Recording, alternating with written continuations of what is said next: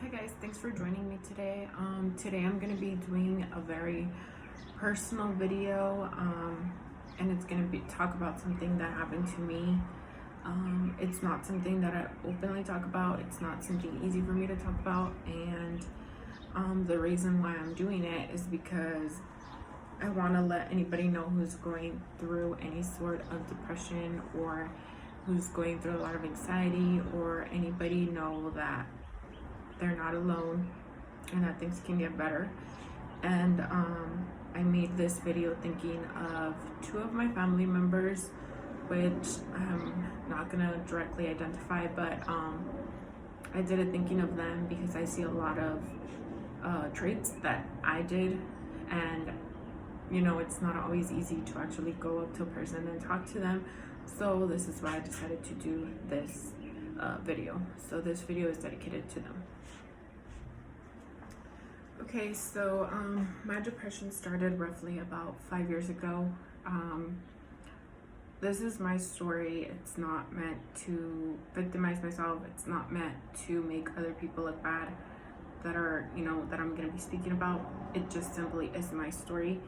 And you know, it's not right or wrong. It's just what I experienced, and like I said, it's very hard for me to talk about it, so I kind of wrote it down on my laptop. That's why I'm like looking back and forth.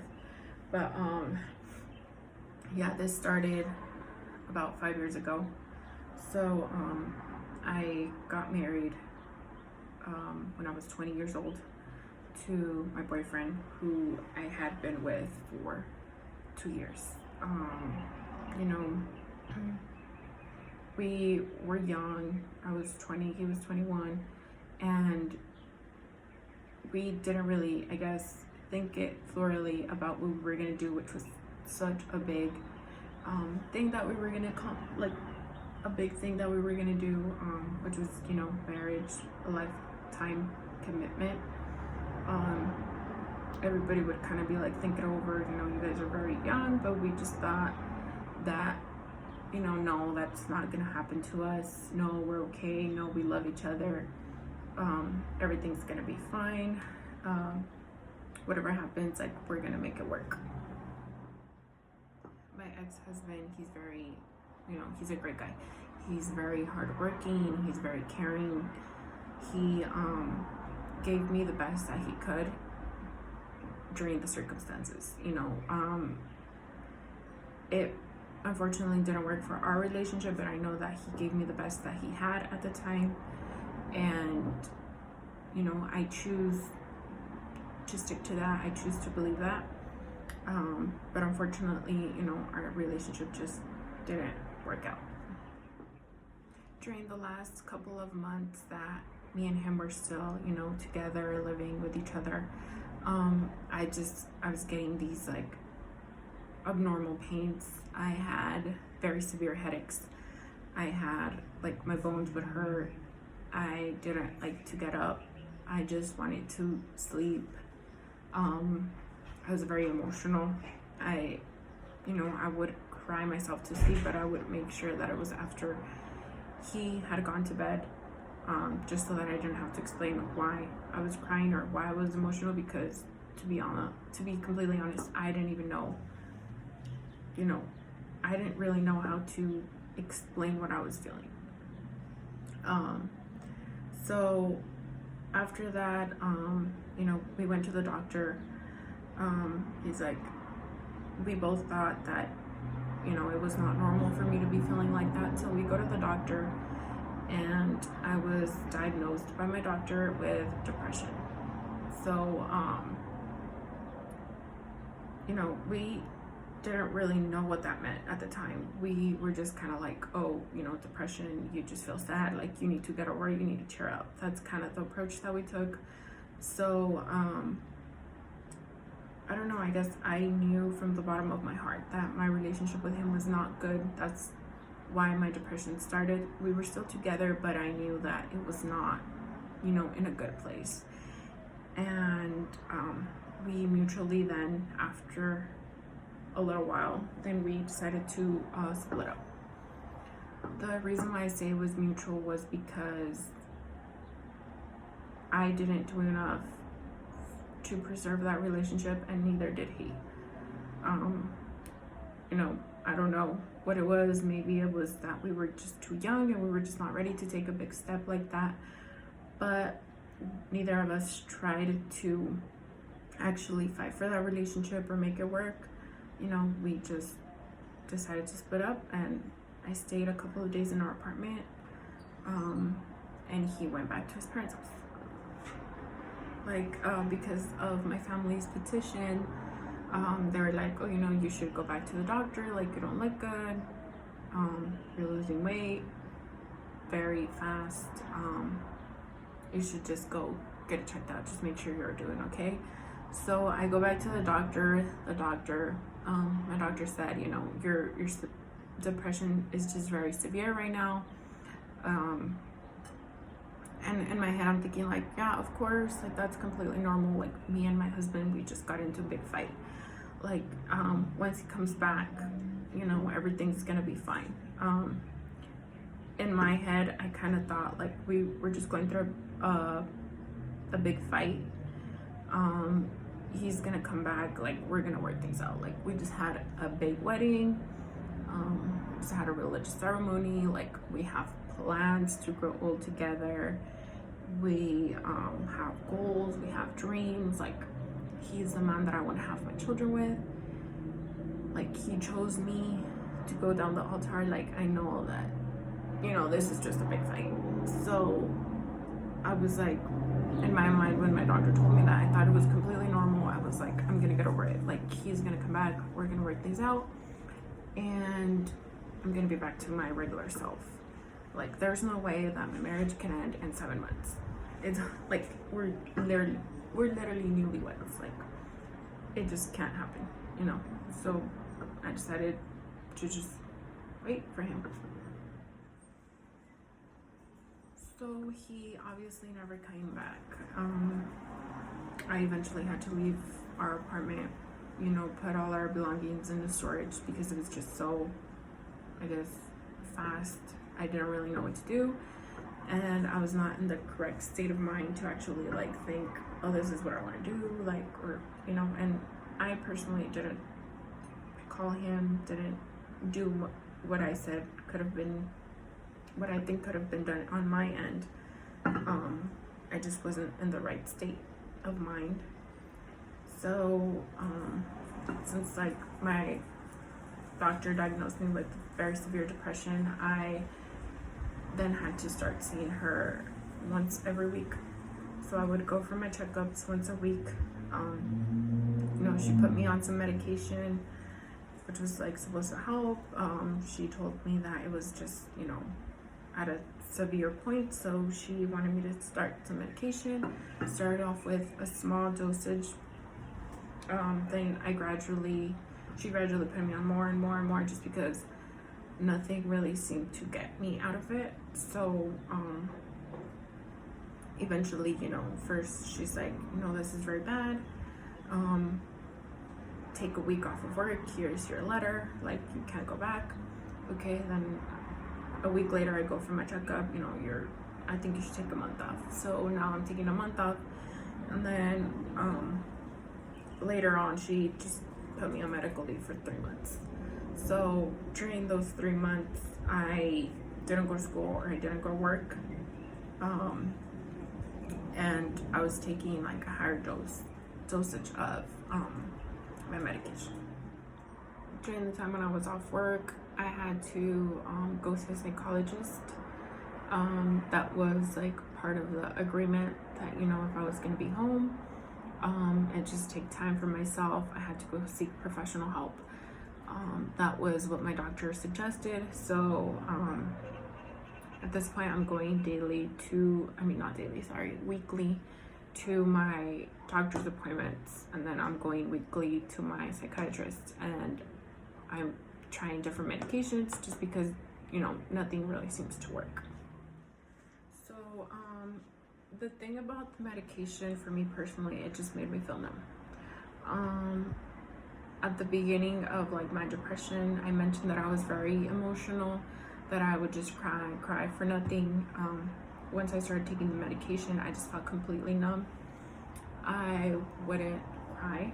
I couldn't cry. And I myself am a very emotional person. So for me, that was very hard because I couldn't let my feelings out. I wouldn't eat. I was losing roughly 9 pounds a week. Just, you know, I couldn't sleep. I was no longer doing the things that I, enjoyed. I wasn't going to work. I wasn't going to school. I stopped going to church. I stopped going to the places that we both enjoyed, that I enjoyed, but that I would go with him. I just stopped. I didn't want to, run into him or run into somebody that we knew and for people to question me. Like, I was just embarrassed of what was going on. I stopped doing my nails. I stopped brushing my hair. I stopped, doing things that made me happy, doing things that I enjoyed, stopped taking care of myself, and just, my self-esteem was very, very low. I just don't know. I didn't know how to cope with it. And I was just a total mess. My family and my friends, they were obviously very worried about me. And they would often say things like, stop being depressed. They would tell me, that was like, I guess, the thing that bothered me the most, stop being depressed. They would tell me, cheer up, you need to move on. They would tell me like, you're better off without him. He doesn't deserve for you to be like this. Like, stop it. Like, you need to get over it. And I wanted to get over it. I did.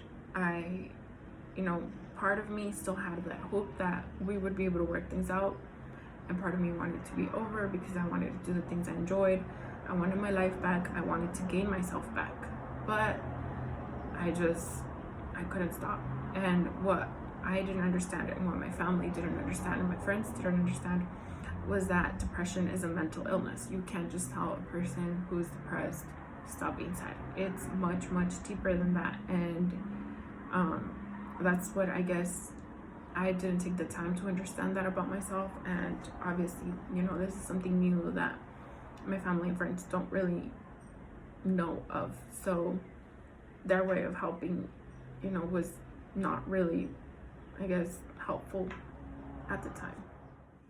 I couldn't get myself to get over it like everybody wanted me to do, and like I wanted to do as well. It was just very hard. It felt like it was impossible. I thought to myself that I would never get over this, that how, my whole future has been like quote unquote destroyed. I was just in a very bad state that I no longer had the desire to live. I've never actually said this to myself or to anybody, but I never attempted to hurt myself or to, I guess, like, do anything bad for me, but I did, I wanted very badly to, for a car to run me over, or for, I don't know, for me to just get a terminal illness so that my life could end, and so that I didn't have to feel numb, so that I wouldn't live my life without any enjoyment. I wouldn't live my life on the regular basis just like a zombie, and I wouldn't live my life without him.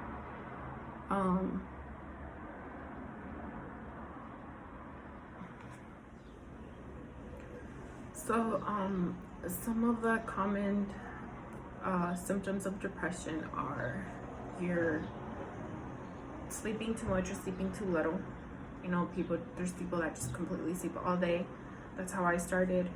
Or there's people that don't sleep at all. That's how I ended. There's people that eat too little or eat too much. Sorry.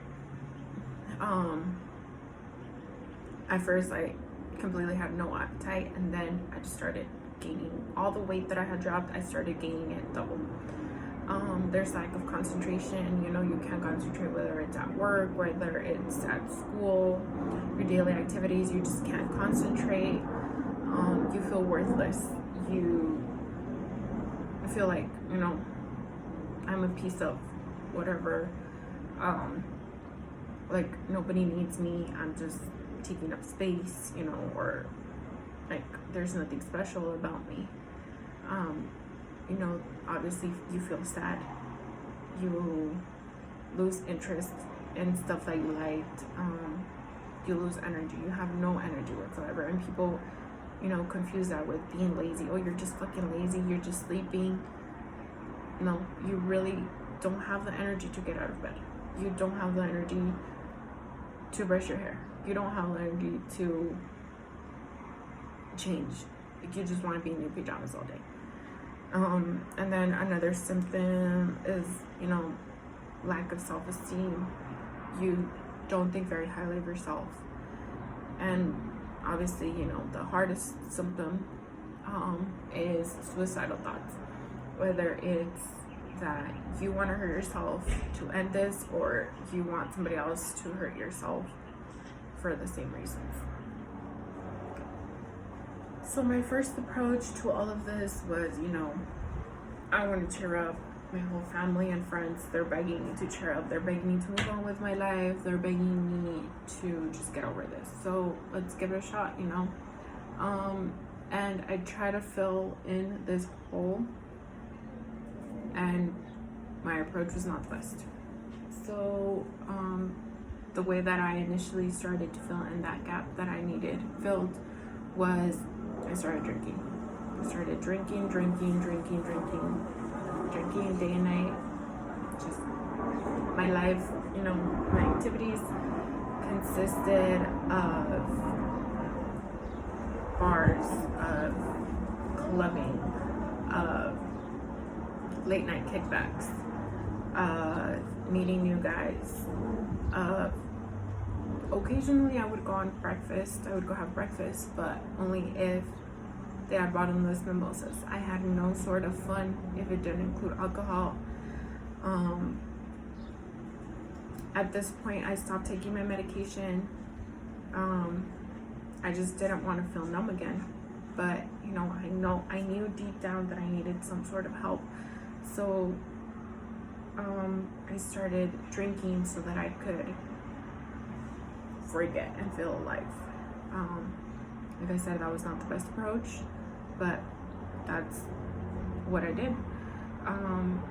I would constantly run into people who knew both me and him, and I'm running into these people at bars, I'm running into these people at clubs, our mutual friends and our acquaintances. You know, they always assumed like, oh, she's having fun, oh, she's over it, like how could she be out there having so much fun when, you know, this happened or whatever.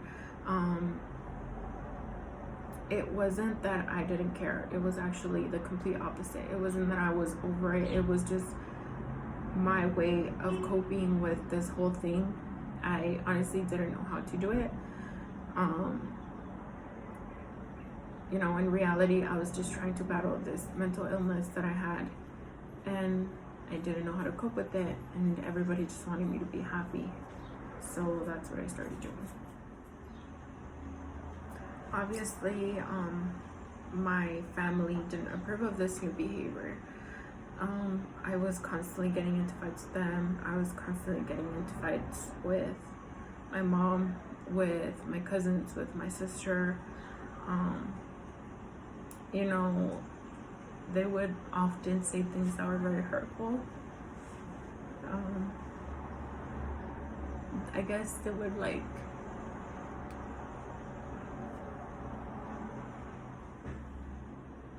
they would often refer to me as, you know, an alcoholic, or put into nice words like a very liberal woman, which, you know, those nicknames were true, but it was just very hurtful to hear them.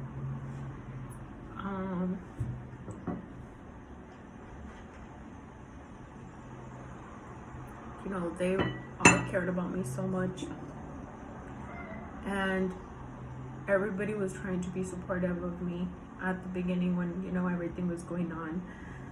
I just, you know, didn't take their love and support.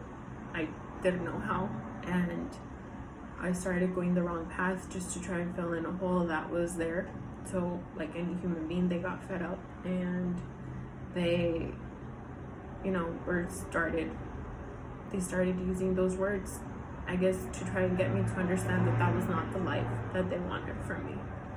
You know, I was a mess. I was just gaining weight left and right and sleeping a lot. So from going to not sleeping and not eating, now I'm the complete opposite of that scale. I'm gaining weight and I'm overly sleeping.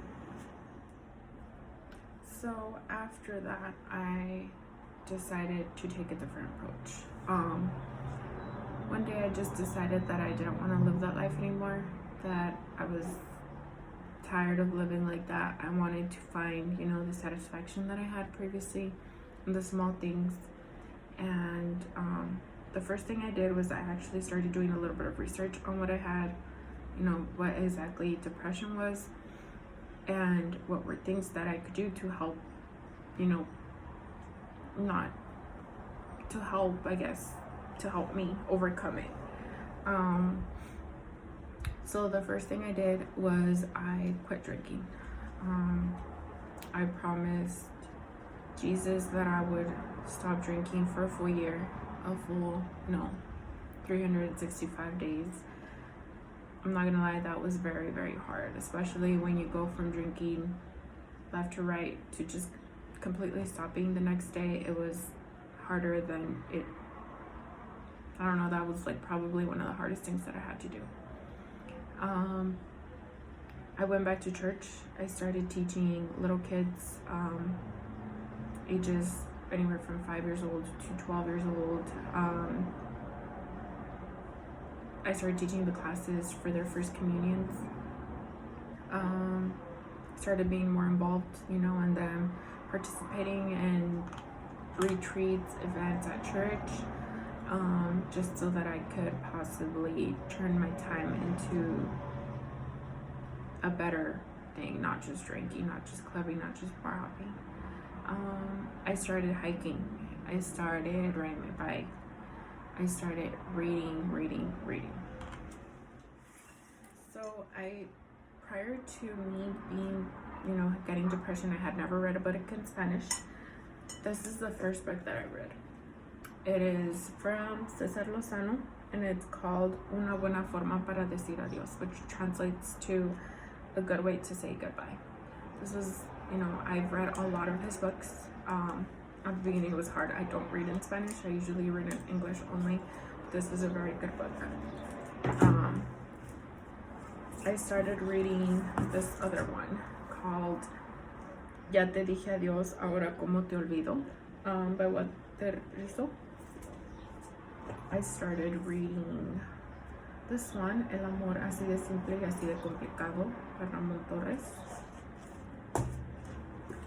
I read No te enganches, todo pasa, also by Cesar Lozano.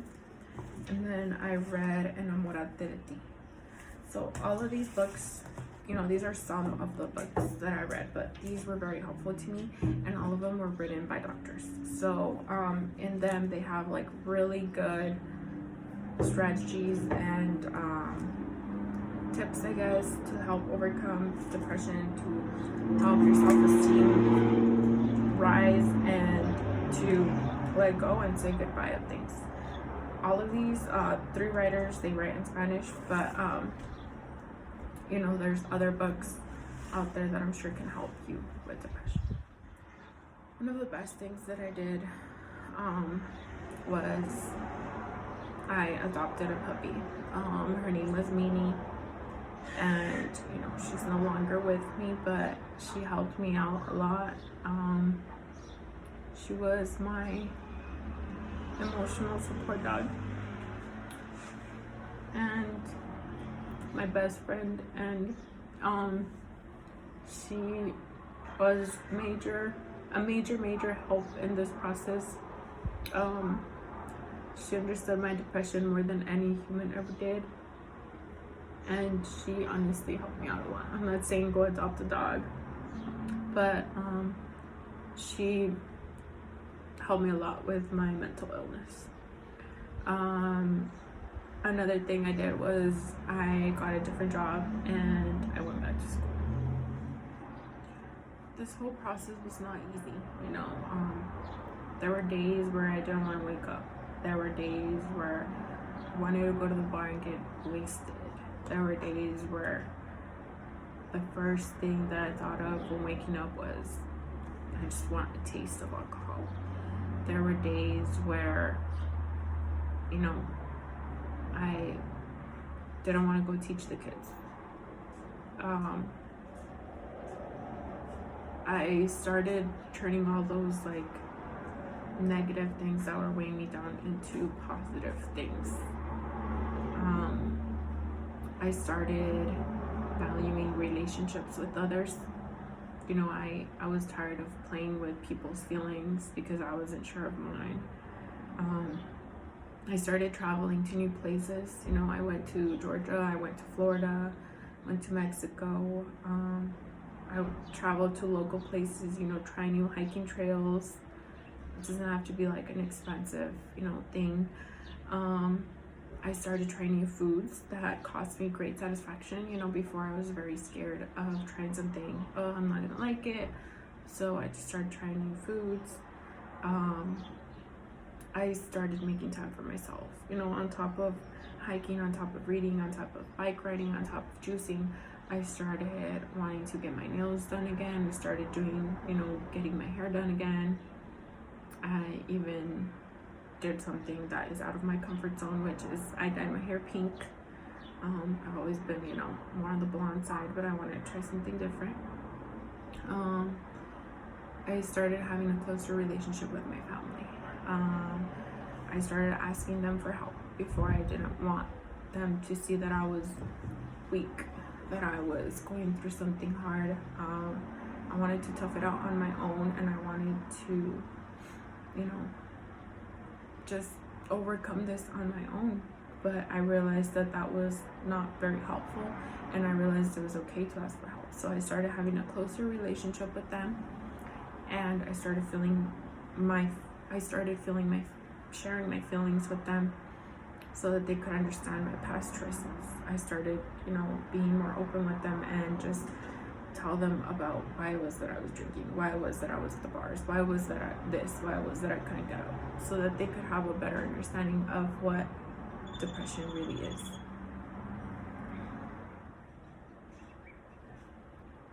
My family was very supportive. Since day one, you know, even if they didn't know how to take the best approach, you know, my number one was my mom. She would be there, even, you know, just to drink coffee with me at like 8 in the night, listening to my same stories,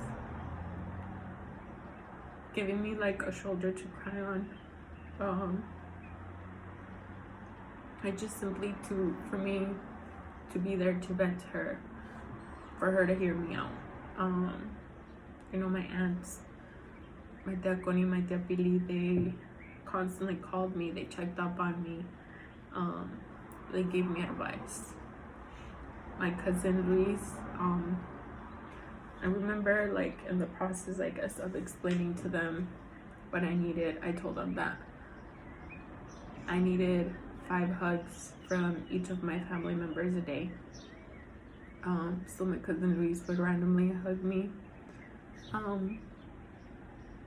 throughout the day to make sure I got my 5 hugs from him.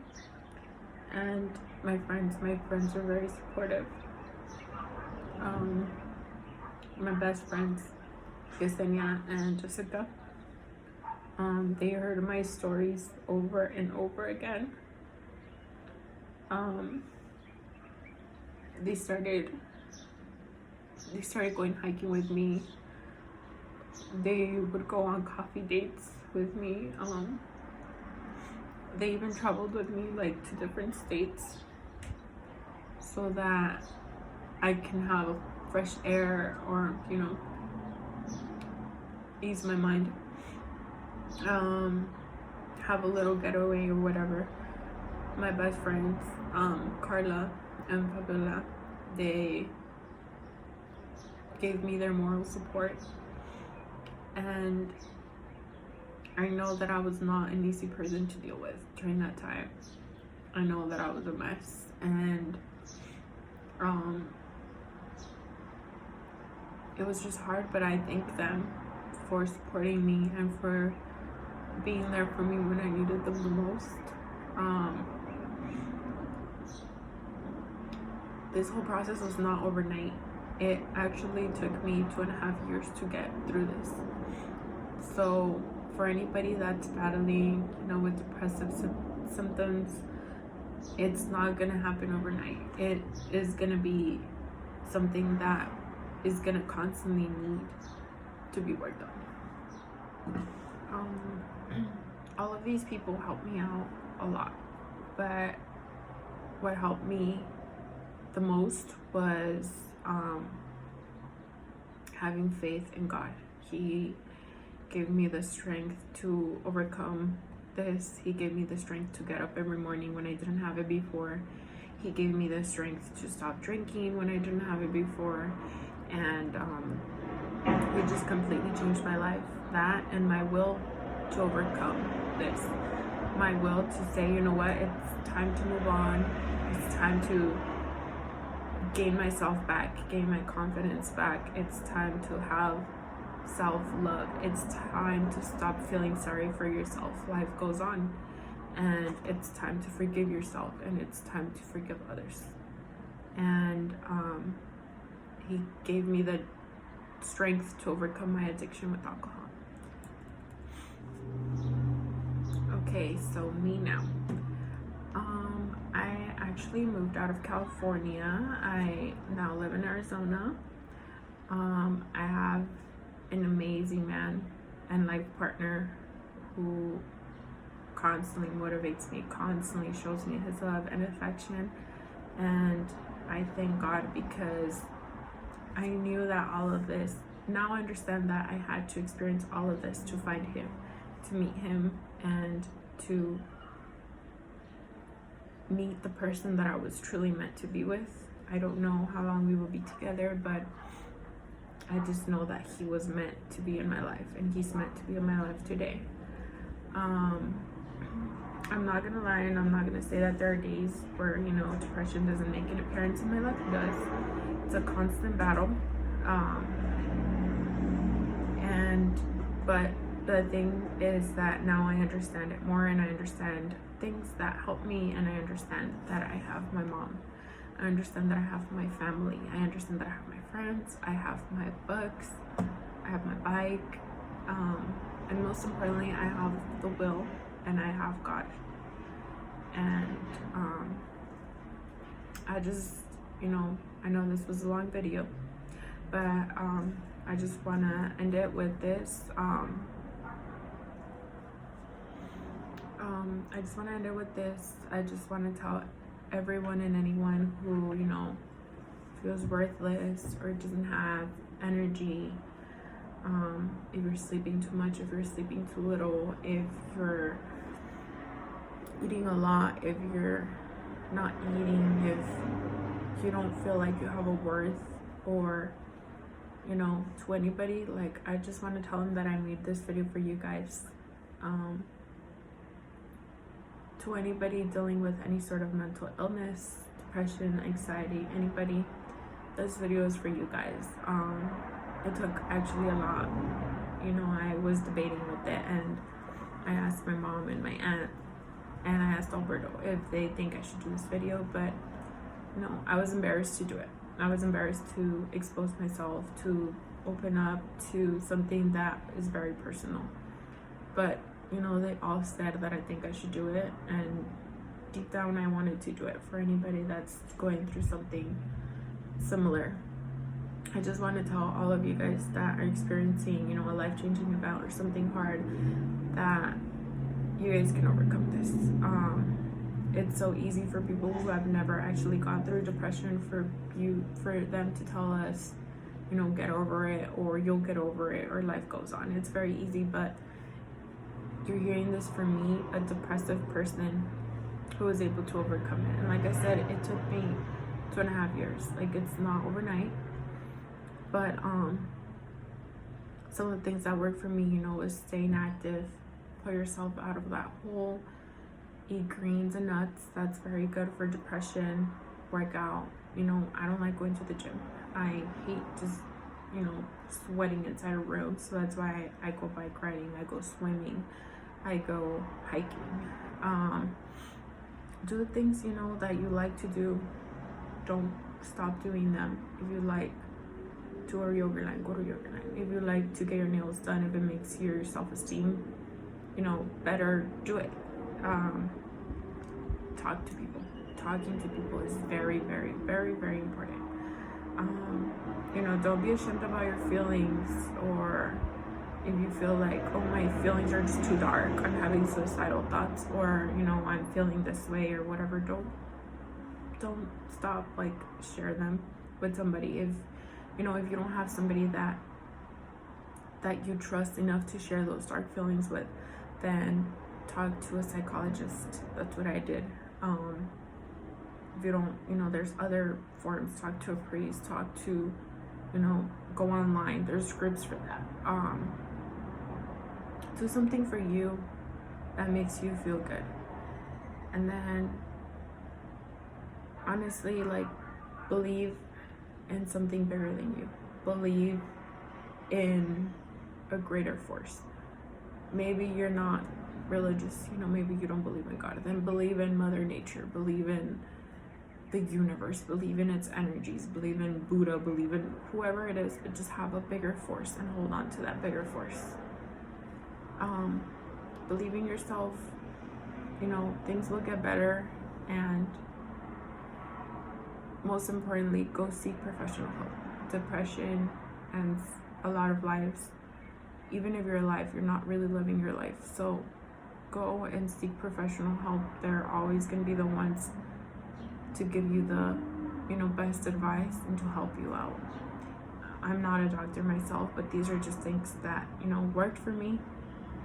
And all I can say is that depression is not easy, that it wasn't easy for me to overcome, but it can be done. And if you guys have any questions, or if you guys, you know, want to know anything else, I'm here to help. And you guys can always reach out to me, DM me, message me, whatever it is, I'm here to help. Thank you for watching, and I know this was a lengthy video, but thank you for watching. I hope it makes a difference in somebody's life.